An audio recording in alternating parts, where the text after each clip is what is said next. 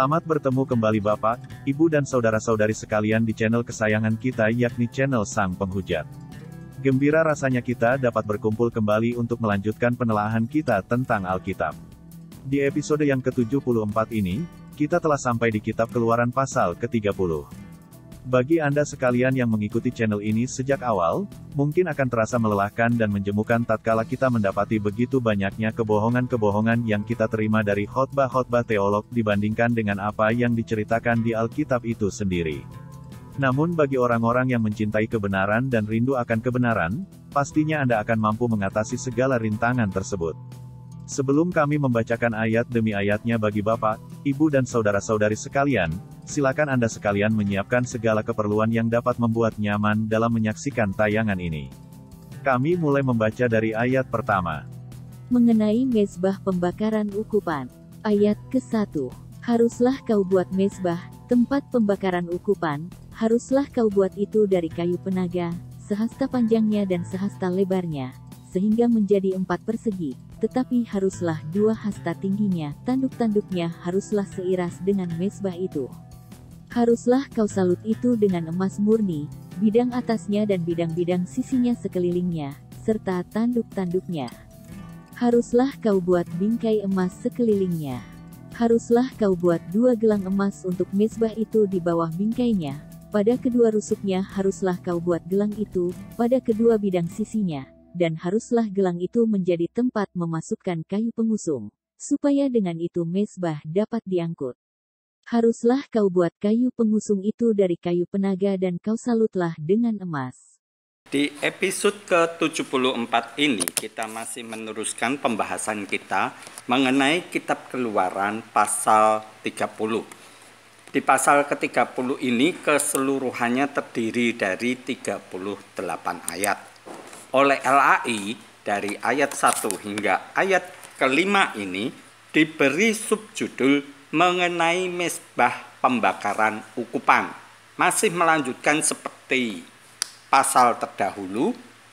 Di episode yang lalu kita masih mengikuti bahwa Musa ketika naik ke gunung Sinai, dia mendapatkan perintah untuk membuat tata cara ibadah dengan segala macam peralatan dan sarana yang harus digunakan di dalam melakukan ibadah tersebut kepada Tuhannya yang biasa disebut YHWH atau Yahweh. Untuk episode kali ini kita membahas mengenai mezbah pembakaran ukupan. Seperti juga mezbah atau juga meja untuk persembahan kepada Tuhannya ini, kali ini mezbah pembakaran ukupan juga dibuat dari kayu penaga dengan panjang sehasta dan lebar sehasta. Jadi bentuknya 4 persegi. Dan tingginya 2 hasta. Ini kurang lebih 1 meter. Dan harus disalut dengan emas murni kayu penaga tersebut. Sama seperti juga pembuatan mezbah yang lainnya, ada yang menggunakan emas, namun juga ada yang disalut dengan perak, ada juga yang disalut dengan tembaga. Ini berdasarkan dari keinginan dari Tuhan bangsa Israel. Ada juga gelang emas yang dibuat di bawah bingkai pada kedua rusuk mezbah tersebut, sehingga nantinya ada kayu pengusung yang bisa masuk pada gelang tersebut sehingga dapat diangkat. Ini juga masih melanjutkan pertanyaan kita yang belum mendapatkan jawaban sampai sekarang. Bagaimana orang Israel bisa mendapatkan bahan-bahan tersebut? Ini masih merupakan pertanyaan yang belum mendapatkan jawaban dari Alkitab kita ini. Sampai di pasal ke-30 ini kita masih diberi perintah untuk pembuatan ini, itu, tetapi bahannya dari mana kita belum tahu. Dan hanya menduga-duga karena bangsa Israel ketika keluar dari Mesir, mereka melakukan perampasan, penjarahan terhadap bangsa Mesir. Orang-orang Mesir diambili semua barangnya oleh orang-orang Israel, baik itu emas, perak, dan juga kain-kain mereka diambili semua oleh bangsa Israel. Oh no! Yang menjadi pertanyaan, apakah barang-barang tersebut memang seperti yang diinginkan oleh Yahweh-nya ini? Apakah kain-kain yang diambil dari bangsa Mesir ini sesuai dengan yang diinginkan oleh Yahweh-nya ini? Kain ungu tua, kain ungu muda, kain ungu dan lain sebagainya. Apakah mereka merampasi juga kain-kain tersebut dari bangsa Mesir? Ini menjadi pertanyaan yang tidak terjawab. Kita lanjutkan di ayat berikutnya, di ayat ke-6. Ayat ke-6. Haruslah kau taruh tempat pembakaran itu di depan tabir penutup tabut hukum, di depan tutup pendamaian yang di atas loh hukum, di mana aku akan bertemu dengan engkau. Di atasnya haruslah Harun membakar ukupan dari wangi-wangian, tiap-tiap pagi, apabila ia membersihkan lampu-lampu, haruslah ia membakarnya. Juga apabila Harun memasang lampu-lampu itu pada waktu senja, haruslah ia membakarnya sebagai ukupan yang tetap di hadapan Tuhan di antara kamu turun-temurun. Di atas mezbah itu janganlah kamu persembahkan ukupan yang lain ataupun korban bakaran ataupun korban sajian, juga korban curahan janganlah kamu curahkan di atasnya. Sekali setahun haruslah Harun mengadakan pendamaian di atas tanduk-tanduknya, dengan darah korban penghapus dosa pembawa pendamaian haruslah ia sekali setahun mengadakan pendamaian bagi mezbah itu di antara kamu turun-temurun, itulah barang maha kudus bagi Tuhan. Di ayat ke-6 hingga ayat ke-10 ini, ada peraturan yang ditetapkan oleh Tuhan Allahnya Israel, agar Harun sebagai imam yang telah diurapi, membakar ukupan dari wangi-wangian tiap pagi. Dan juga tempat ukupan ini diletakkan di depan tabir penutup tabut hukum, di depan tutup pendamaian. Ini bersebelahan, tetapi menurut saya ada pemisahan karena kemah suci atau kemah pertemuan ini dibatasi oleh layar yang membedakan antara tempat maha kudus, maha suci dengan tempat suci. Sementara ukupan ini diletakkan di tempat yang suci. Sementara tabut perdamaian atau tabut perjanjian tersebut letaknya di tempat maha kudus atau maha suci. Jadi ada pembedaan.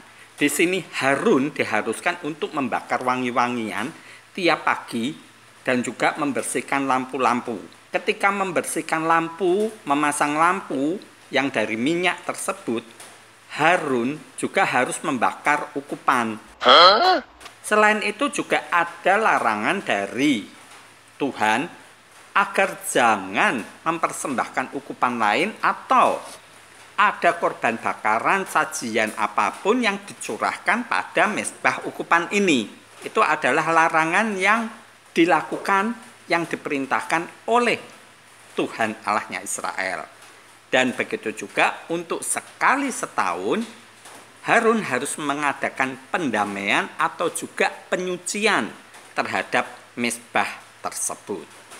Ya, ini sesuatu yang detail dan juga memang menguji kewarasan kita sekali lagi. Bagaimana mereka bangsa Israel ini bisa melakukan ritual semacam ini di mana mereka membutuhkan banyak darah. Karena ini ada darah yang harus digunakan. Dan ini tentunya dari darah lembu, dan juga darah dari kambing domba. Kita lanjutkan di ayat berikutnya, di ayat ke-11. Mengenai persembahan khusus pada waktu pendaftaran orang Israel. Ayat ke-11. Tuhan berfirman kepada Musa, apabila engkau menghitung jumlah orang Israel pada waktu mereka didaftarkan, maka haruslah mereka masing-masing mempersembahkan kepada Tuhan uang pendamaian karena nyawanya, pada waktu orang mendaftarkan mereka, supaya jangan ada tulah di antara mereka pada waktu pendaftarannya itu. Inilah yang harus dipersembahkan tiap-tiap orang yang akan termasuk orang-orang yang terdaftar itu, setengah shikal, ditimbang menurut shikal kudus. Shikal ini 20 gera beratnya, setengah shikal itulah persembahan khusus kepada Tuhan. Setiap orang yang akan termasuk orang-orang yang terdaftar itu, yang berumur 20 tahun ke atas, haruslah mempersembahkan persembahan khusus itu kepada Tuhan. Orang kaya janganlah mempersembahkan lebih dan orang miskin janganlah mempersembahkan kurang dari setengah shikal itu pada waktu dipersembahkan persembahan khusus itu kepada Tuhan untuk mengadakan pendamaian bagi nyawa kamu sekalian.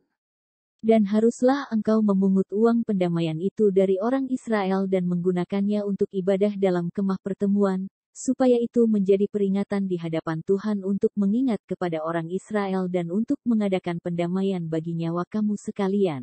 Di ayat ke-11 hingga ayat ke-16 ini oleh LAI diberi subjudul mengenai persembahan khusus pada waktu pendaftaran orang Israel. Di sini ada juga aturan yang diterapkan oleh Tuhan kepada Musa agar diterapkan bagi bangsa Israel, yakni ketika Musa menghitung jumlah Israel untuk didaftarkan, mereka harus memberikan persembahan kepada Tuhan, yakni uang pendamaian karena nyawa mereka. Ini sesuatu yang memang tidak nalar Bapak Ibu. Bagi saya pribadi, host dari channel Sang Penghujat ini, Tuhan bisa begitu gila harta dan ingin ada uang persembahan. Ini jelas sesuatu yang tidak masuk akal bagi saya. Untuk apa Tuhan membutuhkan uang ini? Please, objektif. Jangan lagi mau ditipu oleh pendeta-pendeta yang palsu. Ya, ini sesuatu yang mengada-ada. Disebutkan di sini di ayat ke-12-nya, supaya jangan ada tulah di antara mereka pada waktu pendaftaran. Jadi mereka mendaftar, memberikan persembahan dalam bentuk uang kepada Tuhan agar jangan ada tulah di antara mereka. Dan ternyata tiap-tiap orang ini harus memberikan persembahan setengah shikal.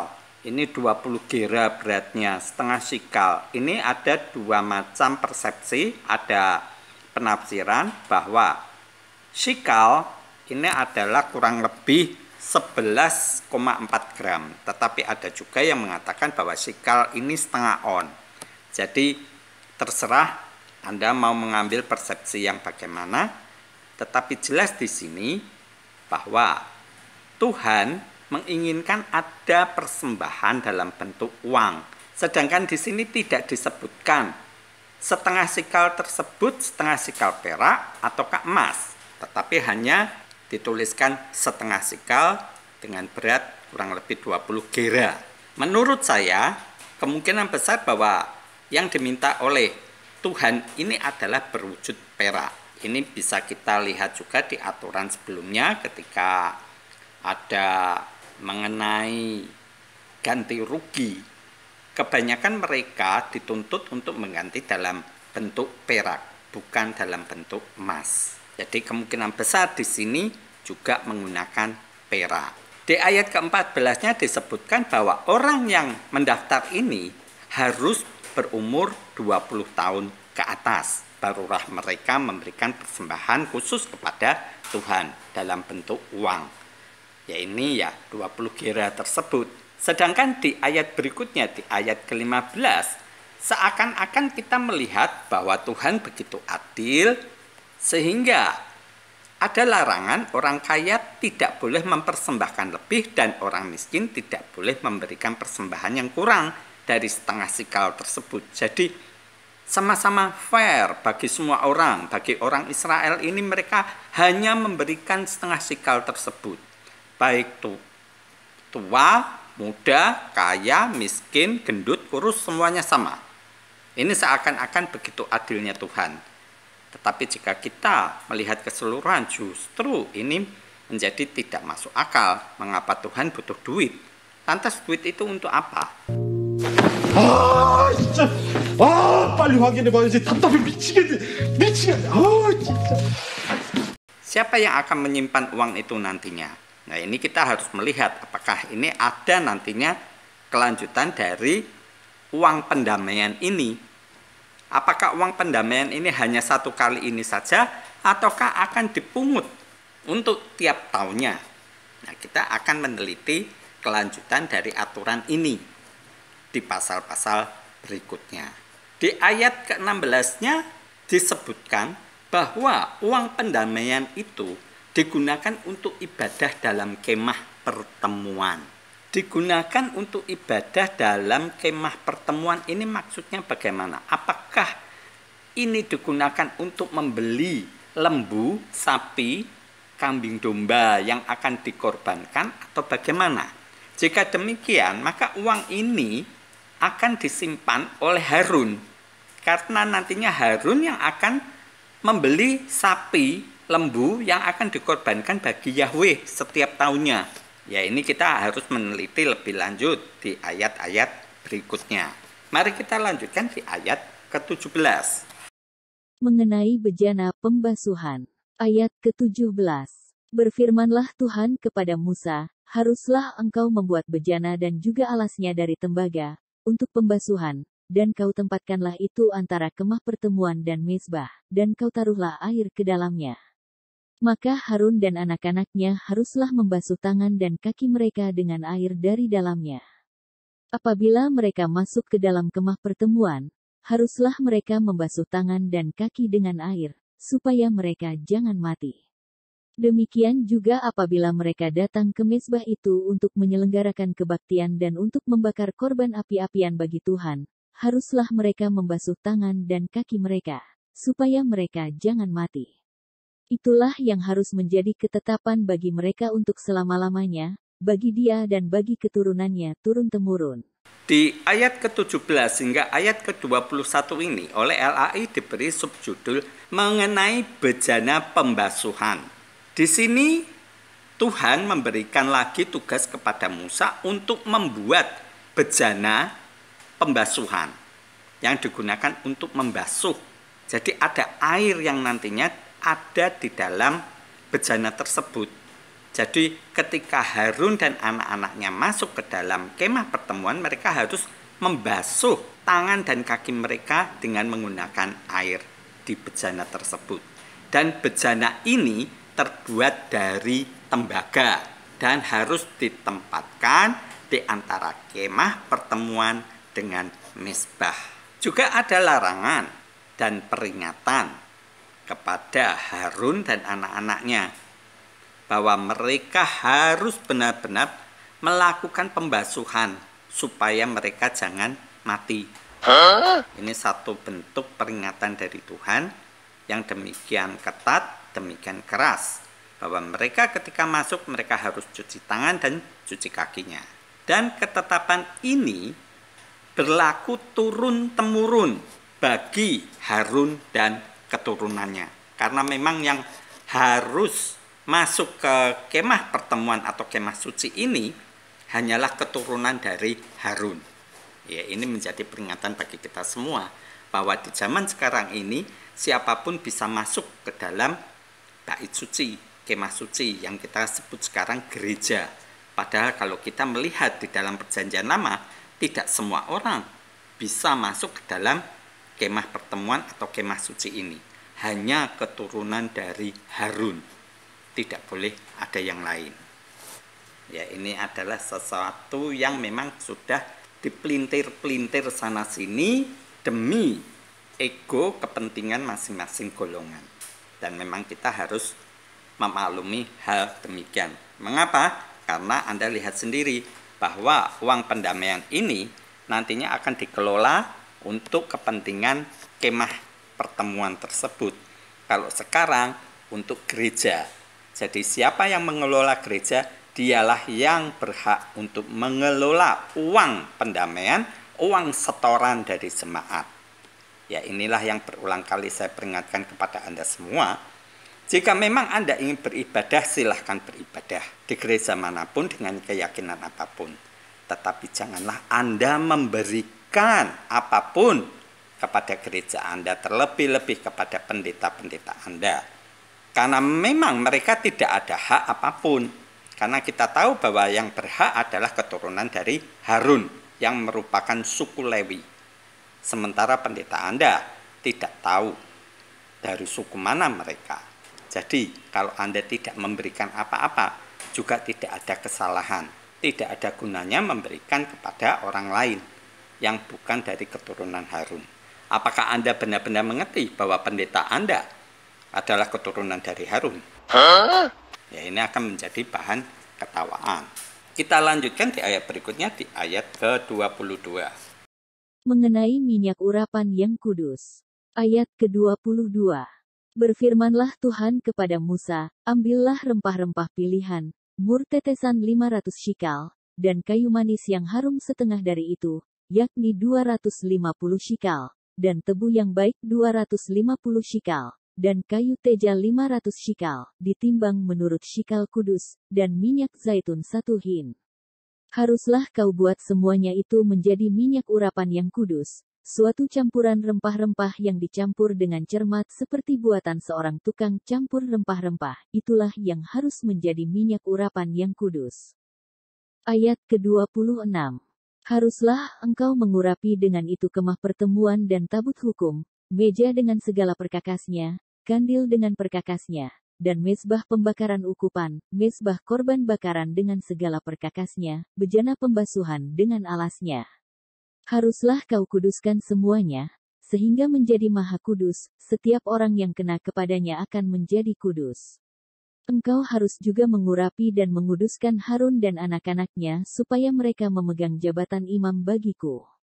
Dan kepada orang Israel haruslah kau katakan demikian, inilah yang harus menjadi minyak urapan yang kudus bagiku di antara kamu turun-temurun.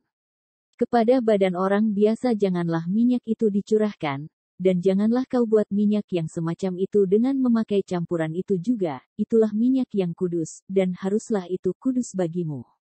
Orang yang mencampur rempah-rempah menjadi minyak yang semacam itu atau yang membubuhnya pada badan orang awam, haruslah dilenyapkan dari antara bangsanya. Di ayat ke-22 hingga ayat ke-33 ini oleh LAI diberi subjudul mengenai minyak urapan yang kudus. Di sini Tuhan memberikan perintah kepada Musa untuk membuat minyak urapan. Karena minyak ini digunakan untuk meminyaki Harun. Minyak urapan ini sesuatu minyak yang kudus. Minyak ini terbuat dari rempah-rempah pilihan.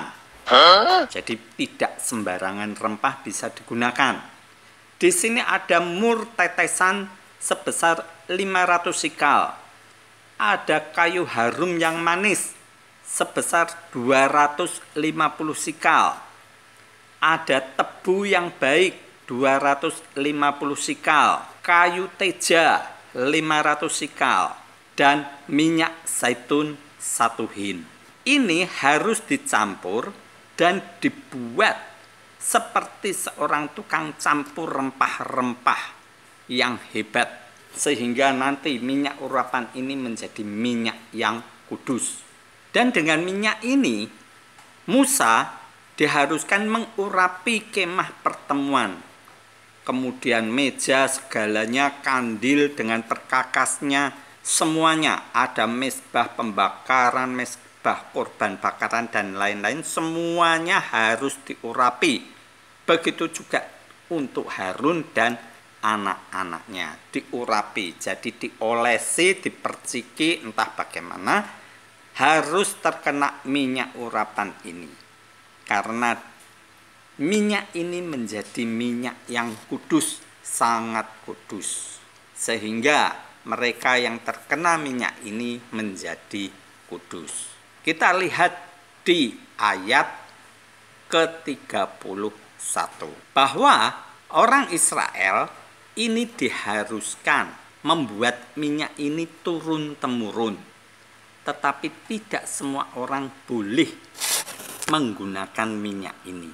Karena begitu hebatnya yang disebut minyak urapan ini, maka hanya orang-orang tertentu yang boleh membuatnya. Di sini ada larangan bahwa orang yang mencampur rempah-rempah menjadi minyak semacam itu dan membubuhkannya pada orang awam harus dilenyapkan dari antara bangsanya.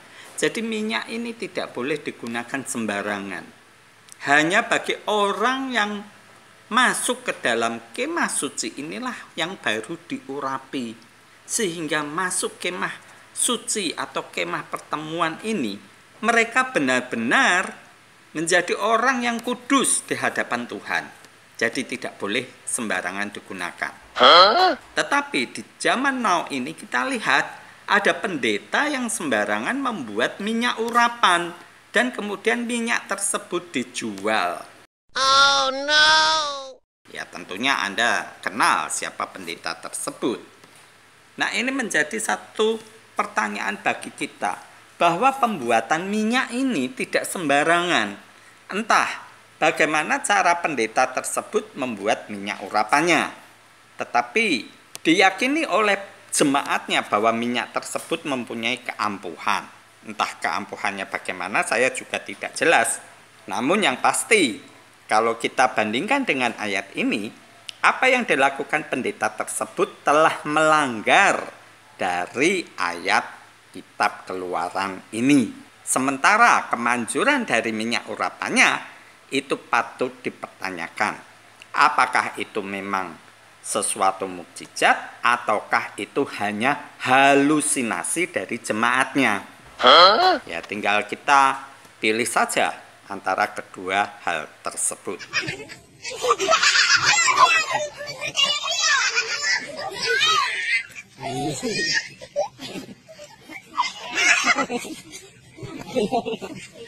Mari kita lanjutkan di ayat berikutnya, di ayat ke-34.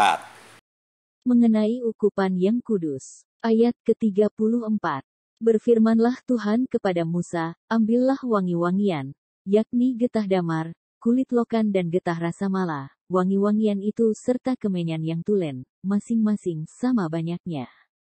Semuanya ini haruslah kau buat menjadi ukupan, suatu campuran rempah-rempah, seperti buatan seorang tukang campur rempah-rempah, digarami, murni, kudus.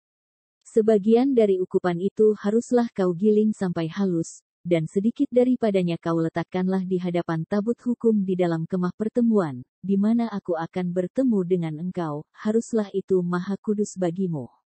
Dan tentang ukupan yang harus kau buat menurut campuran yang seperti itu juga janganlah kamu buat bagi kamu sendiri, itulah bagian untuk Tuhan, yang kudus bagimu. Orang yang akan membuat minyak yang semacam itu dengan maksud untuk menghirup baunya, haruslah dilenyapkan dari antara bangsanya. Di ayat ke-34 hingga ayat ke-38 ini, oleh LAI diberi subjudul mengenai ukupan yang kudus. Di sini Tuhan memberikan perintah lanjutan kepada Musa untuk membuat wangi-wangian. Bahannya pun luar biasa.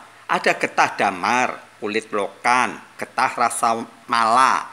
Kemudian wangi-wangian disertai kemenyan yang tulen. Ini dicampur menjadi rempah-rempah ukupan yang dibuat seperti seorang tukang campur rempah-rempah. Sehingga rempah-rempah ini menjadi ukupan yang kudus. Ini sungguh sesuatu yang luar biasa.